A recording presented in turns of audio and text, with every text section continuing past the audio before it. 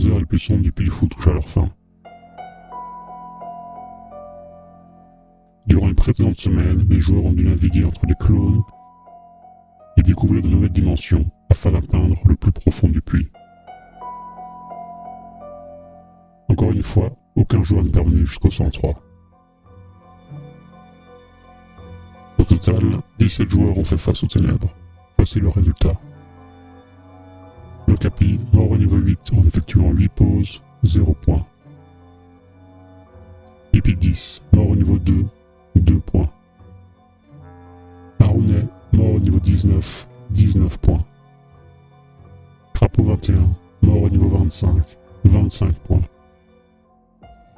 Monsieur l'Aventure, mort au niveau 26, 26 points. Bless Raccoon, mort au niveau 32, 32 points. Maeva, morte au niveau 34, 34 points. Jules, mort au niveau 41, 41 points. Stratus, mort au niveau 43, 43 points.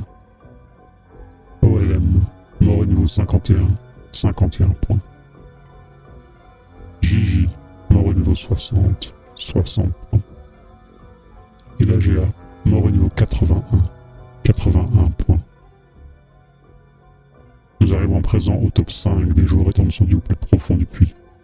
S'il n'y a pas d'ex-aequo, seul le premier recevra le titre de chevalier de l'ombre et les 5 points bonus. Une fois de plus, le gagnant de l'UHC assure en quelques essais son service minimum. Il est mort au niveau 90, Pia. Les 4 autres joueurs ont tous détenu, à des moments successifs, la première place de cette épreuve.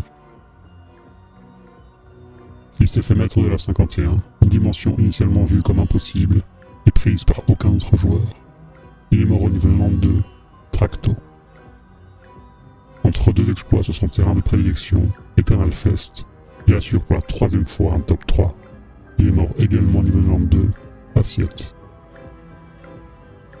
Il est maintenant temps d'établir le chevalier de l'ombre, ou plutôt, les chevaliers de l'ombre.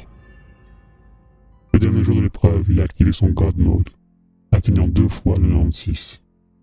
Il a ensuite joué la partie du siècle, en perdant sa première vie au niveau 88.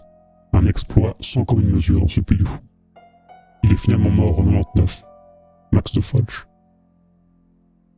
Il est l'ultime détenteur des 3 titres, et il est, pour l'instant, le grand invaincu de ce Puy du Fou, en mourant également au niveau 99, Bad Boy 67.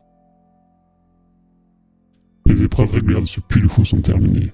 Elles ne déterminent pourtant pas qui sera le gagnant de cette compétition, seule l'épreuve 4 le fera. L'épreuve 4 consistera en un speedrun en un essai en privé devant le maître du jeu sur Discord. Les joueurs auront jusqu'au 25 août pour s'entraîner, s'ils le souhaitent. Les enregistrements auront lieu dans la foulée. Tout comme pour les 3 premières épreuves, les joueurs devront parvenir jusqu'au 103. Seules 2 options seront obligatoires. Pas d'objet d'aide et hache de glace.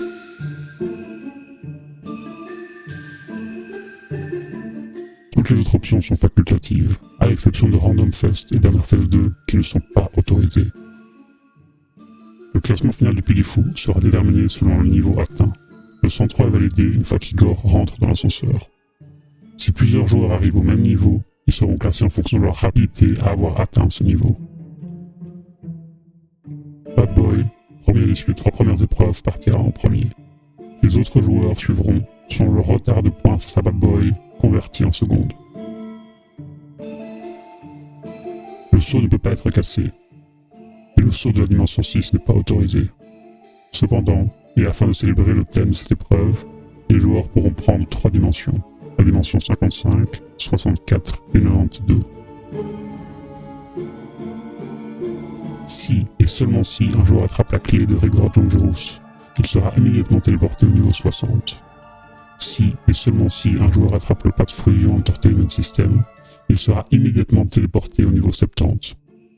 Et enfin, si, et seulement si, un joueur attrape tous les cristaux de la Dim 92, il sera immédiatement téléporté au niveau 96. À l'issue de cette épreuve 4, nous aurons notre gagnant de cette compétition, le Fou du Puy, et héros bénéficiaire du cash prize. À vos claviers.